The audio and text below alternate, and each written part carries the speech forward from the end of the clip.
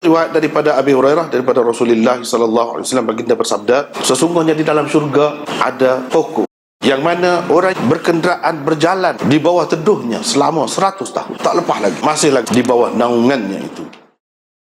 Dengan sanad satu lagi juga daripada Abi Hurairah, supatulah hadisnya, cuma ada tambahan sedikit. Apa tambahannya? La yaqta'uha, selama 100 tahun tu tak lepas lagi, tidak lagi dia melepasi naungan pokok itu.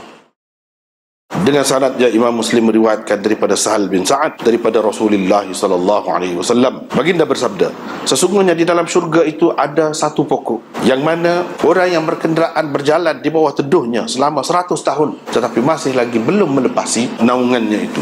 Kata Abu Hazim, saya menceritakan hadis ini kepada Nu'man bin Abi Ayyash Az-Zuraqi. Dia pun kata, Abu Sa'id Al-Khudri meriwayatkan juga hadis ini. Bukan Sahal bin Sa'ad sahaja. Abu Sa'id Al-Khudri juga ada meriwayatkannya daripada Nabi SAW. Sabda baginda, sesungguhnya di dalam syurga itu ada satu pokok, cuma ni tak ada elam. Tak dia ada elam. La syajaratan. Ni syajaratan saja. Tu bezanya. Beza tu dia orang panggil suka. Cuma ada lafaz lain yang bezanya Abu Sa'id Al-Khudri tu, yang mana orang yang menaiki kenderaan berupa kuda yang memang dilatih untuk berlari dengan laju, yang dikuruskan mengikut cara orang yang jaga kuda, orang yang memelihara kuda, nak suruh kuda tu jadi molek, dia buat ini al-mudammar, kuda yang diasuh ataupun dididik, dijaga dengan sempurna, yang laju larinya selama 100 tahun. Ma yaqta'uha, tidak lagi ia melepasinya. Jadi hak tadi naik kenderaan itu kenderaan apa dia? Ini kelebihan Sahih Muslim ni, dia tak jelas, akhir sekali jelas. Kuda mana? Bukan kuda biasa, kuda hak laju, kuda yang memang disiapkan oleh penjaga-penjaganya supaya larinya laju. Iaitu riwayat daripada Abi Hurairah daripada Rasulullah sallallahu alaihi wasallam, baginda bersabda, dalam syurga ada satu pokok. Jadi pokok ni satu saja ke atau banyak? Ada yang mengatakan memang satu pokok, dia sebut satu pokok. Satu pokok. Pokok-pokok lain ada juga tapi tidak lagu tu. Hak ni hak lagu. Tetapi hak lebih tepatnya la syajaratan ini bukan dengan makna satu pokok, jenis pokok, jenis tu. Kalau kita learn ni tepi-tepi jalan tu kan, nah pokok tu nak suruh teduh, terutamanya sampai itu ketika tak ada aircon dalam kenderaan dia tu, tak boleh nak pasang aircon, perlu sangatlah kepada teduh tu bila dalam perjalanan. Kalau tidak tenang lah, tidak rehat lah perjalanan, memenatkan sebab panas. Jadi dia sebut ni dia sebut ni orang sampai dulu faham. Kalau kamu berjalan lagu mana, kalau tak ada teduh tengah panas gitu, kiri kanan jalan tak ada pokok kayu yang teduh, kan penat. Saya rasa ada dia royak kepada orang tu sesuai dengan dia boleh fikir pada masa tu. Siapa kena ni pun kalau tidak dengan maksud teduh, dia comel. Kalau kiri kanan jalan tu ada pokok tu pula kalau bunga-bunga comel pula, lagilah comel. Dengan maksud tu. Jadi 100 tahun jalan tu tak terlepas lagi teduh dia. Padahal kita kata dalam syurga nak agar dia teduhnya, dah matahari tak ada, matahari hot lain dia tak ada, habis cerita dah apa panas lagu mana. Dia ada lah tu maksud-maksud lain teduh tu, maksud-maksud lain yang kita tak boleh nak fikir, kata tak terlintas di hati tu, apa dia faedahnya. Cuma dia ayat sini teduh sejauh. Kira-kiranya orang yang duduk dalam syurga tu dalam keadaan penuh nikmat lah, tak ada panas, tak ada seksa tu, tidak rehat, letih, tak ada. Pasal apa? Keadaannya. Lepas tu dia buat banding pun orang sampai dulu faham, bukan bermaknanya dalam syurga tu hanya itu je kenderaan dia. Cuma dia royak dalam hadis banyak sebut dah, kuda ke apa. Kalau kita learn ni tak berga mana, tidak duduk mana kuda tu kalau kita learn. Tapi kalau orang sampai dulu royak kereta, payah juga dia.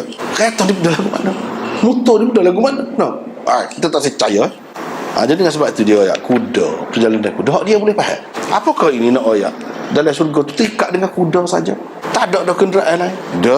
Tidak royak itu silap kalau faham lagu tu silap. Supalah kata dalam syurga, dalam Quran kau, dalam hadis kau tak je sebut bahawa dia ada sebut apa lah. Ini ada negeri Arab pokok dia sebut tadi juga hikmatnya.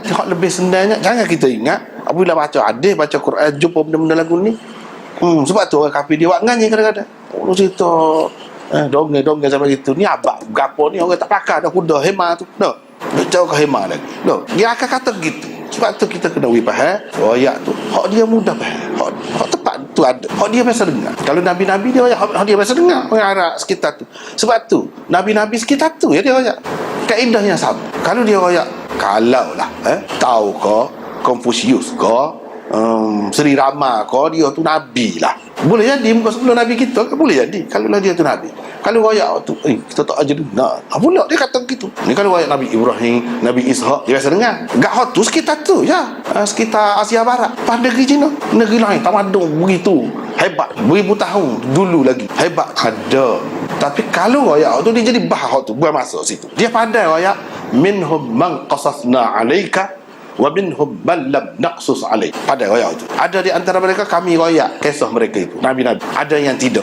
Yang tidak tu termasuklah orang lain tu. Walikulli qaumin had. Setiap kaum ada hadin dia, pemimpin dia, yang di nabi. Ya royak pada waktu. Cumanya dia bagi panduan kepada kita. Kalau lepas nabi kita tak ada, tersudah royak tak betul. Kalau hak sebelum pada tu boleh jadi. Cuma orang seleweng ke ajaran dia jadi lagu lain. Dia ajar tauhid asal dia. Jadi orang kata dia bawa ajaran syirik. Jadi gitu. Sebab tu perlu kepada Nabi akhir zaman. Sebab tu perlu. Kalau tidak, hak Nabi-Nabi dulu ajar tu jadi lagu lain belakang. Lepas ni kita tengok mana ada tauhid. Hak paling dekat dengan Islam, dengan Nabi kita 600 tahun je. Sebelum pada tu Nabi Isa punah rana habis dah. Syirik dah. Jadi hak ni semua dia cerita ni kita kena ingat tu penting benar. Jangan kita kata nak agak dia kita.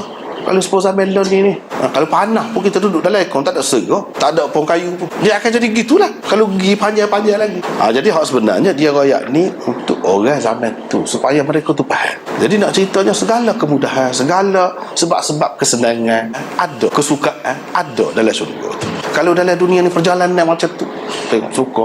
Kalau orang hak zaman tu lah, tengok teduh sepanjang jalan, dia tak suka. Tak adalah berasa penat. Comel pula tu, pemandangan dia menarik. Itu nak cerita di sini. Seperti tu juga. Jadi cerita kuda di latih ataupun kuda yang dijaga supaya lari dengan laju. Ini sesuai untuk zaman itu. Untuk zaman itu. Banyak juga kadang-kadang orang tidak percaya benda-benda gini sebab ada dalam hadis dia kaitkan dengan kenderaan zaman ini. Misalnya Dajjal mari, dia naik hemah warga dia nya orang naik kapal terbang belakang. Dia tak faham. Hak tu sebagai contoh untuk mendekatkan dia naik kenderaan. Tu sudah. Cuma perawi-perawi ini dia ayatlah kenderaan ni hak adanya gam dia. Tu dia sebut. Kalau kita buat lagu tu sudah. Lepas tu dia pegang pakai gun ni pedal. Doaga dia pedal je. Orang pakai peluru berpandu. Dia kita tengok kenderaan. Kita kena tengok senjata dia ada. Tu cukup. Dan kita kena tengok lagu mana Nabi royak tu dalam masa sebentar dia boleh keliling dunia, rata dunia berapa kali keliling. Hak tu kena tengok. Kalau dengan hemah boleh keliling lagu tu sehari. Hak tu kena tengok. Sebab ni juga dia sebut. Jadi kalau ada 5 semua dalam dunia. Jangan fikir gitu. Buah ni semua dalam. Jangan fikir kita boleh lagu tu. Dia kena fikir hak ni jadikan asas yang tidak pernah mata melihat, tidak pernah telinga mendengar, tidak pernah terlintas di hati manusia. Jadi hak tadi tu contoh-contoh sementara untuk golongan-golongan tertentu saja, bukan untuk berkekalan. Hak tu bukan nak royak hak tu je ada khasiat, ada kebaikan, ada membawa untung. Tak, sama sekali tidak gitu. Kalau faham gitu silakan.